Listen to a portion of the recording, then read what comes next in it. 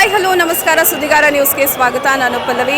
ವೀಕ್ಷಕರೇ, ಇವತ್ತು Appu cinema Akash release ಆಗಿರುವಂಥದ್ದು, ಅಂದರೆ ರಿಲೀಸ್ ಮಾಡಿದ್ದಾರೆ.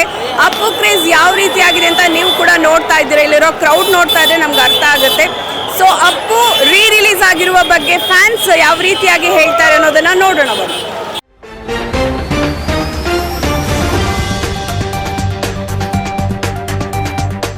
ಅಪ್ಪು ಮೂವಿ ನೋಡ್ಕೊಂಡ್ ಬಂದ್ರಲ್ಲ, ಏನ್ ಅನ್ನಿಸ್ತಾ ಇದೆ? ರಿಲೀಸ್ ಆಗಿದೆ, ಹೇಳ್ತೀನಿ. ಸೂಪರ್. ಅಪ್ಪು ಸಣ್ಣ ನಾವು ಚಿಕ್ಕ ವಯಸ್ಸಿನ ನೋಡ್ಕೊಂಡು ಬಂದಿದ್ದೀವಿ. ನಾವು ತುಂಬ ಲಕ್ ಮಾಡಿದ್ದೀವಿ.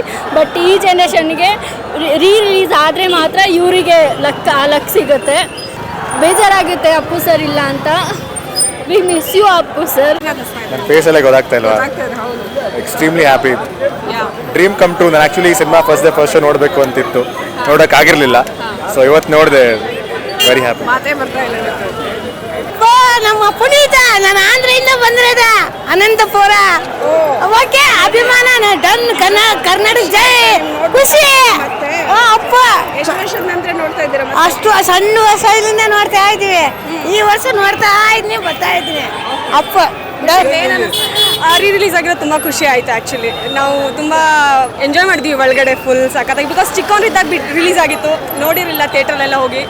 ಸೊ ಇವಾಗ ಥಿಯೇಟ್ರಲ್ಲಿ ಅಪ್ಪುನ ನೋಡಿದ್ರೆ ಒಂದು ಖುಷಿ. ಸರ್, ಅಪ್ಪು ಮೂವಿ ಇವತ್ತು ಮತ್ತೆ ರಿಲೀಸ್ ಆಗಿದೆ. ಸಿಕ್ಕಾಪಟ್ಟೆ ಕ್ರೌಡ್ ಅದೇ ರೀತಿ ಮೊದಲೇ ಹೆಂಗಿತ್ತೋ ಅದೇ ರೀತಿಯ ಜೋಶ್ ಇದೆ. ಆದರೆ ನಾವು ಅಪ್ಪು ಮೂವಿನ ನೋಡೋದ್ರ ಜೊತೆಗೆ ಒಂದು ಸಾಮಾಜಿಕ ಕಳಕಳಿಯ ಬದ್ಧತೆ ಇರುವಂಥ ಮನುಷ್ಯ ಕೂಡ ಅವರು ಆಗಿದ್ರು.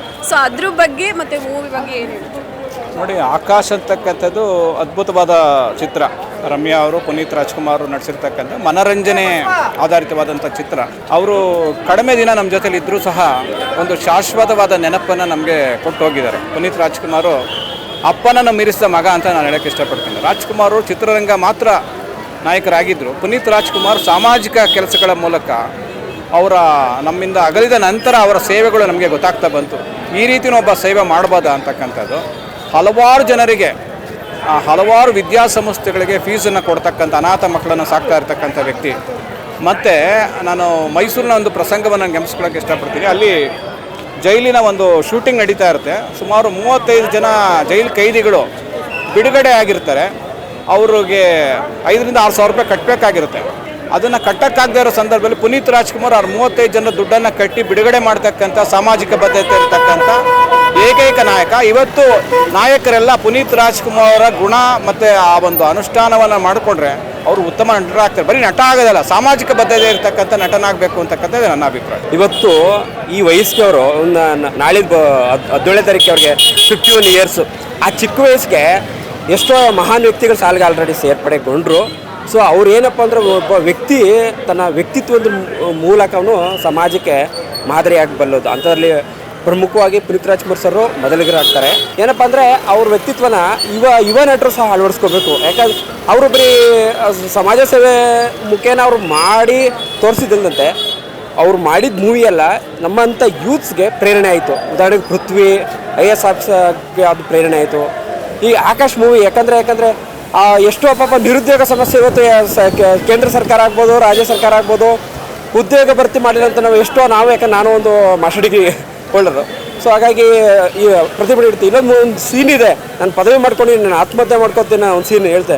ಓದೋದು ವಿದ್ಯಾಭ್ಯಾಸ ಆಗ್ಬಿಟ್ಟು ತಿಳುವಳಿಕೆಗೋಸ್ಕರ ನಾನು ಡ್ರೈವಿಂಗ್ ಮಾಡ್ತಿದ್ದೀನಿ, ಇನ್ನೊಂದು ಪಾರ್ಟ್ ಟೈಮ್ ಮಾಡಿಕೊಂಡು ಅಟ್ಲೀಸ್ಟು ಅದನ್ನು ಜೀವನನ ನಿರೂಪಿಸ್ಕೋಬೇಕಾದ ಕೆಲವೊಂದು ಮಾರ್ಗಗಳಿದೆ. ಅದೇ ಒಂದು ಇದೆಲ್ಲ ಅಂತ ಹೇಳ್ತಾರೆ. ನಿಜವಾಗ್ಲೂ ಈ ಥರ ಎಷ್ಟೋ ಮಿಲನ ಆಗ್ಬೋದು, ಪೃಥ್ವಿ ಆಗ್ಬೋದು, ಆಕಾಶ ಆಗ್ಬೋದು, ಸ್ಟಾರ್ಟಿಂಗ್ ಅಂದರೆ ಒಂದೊಳ್ಳೆ ಸಂದೇಶನೇ ಕೊಟ್ಟಿರೋಂಥ ಒಂದೊಳ್ಳೆ ಮೂವಿ ಮಾಡಿದ್ರು ಮ್ಯಾಮ್.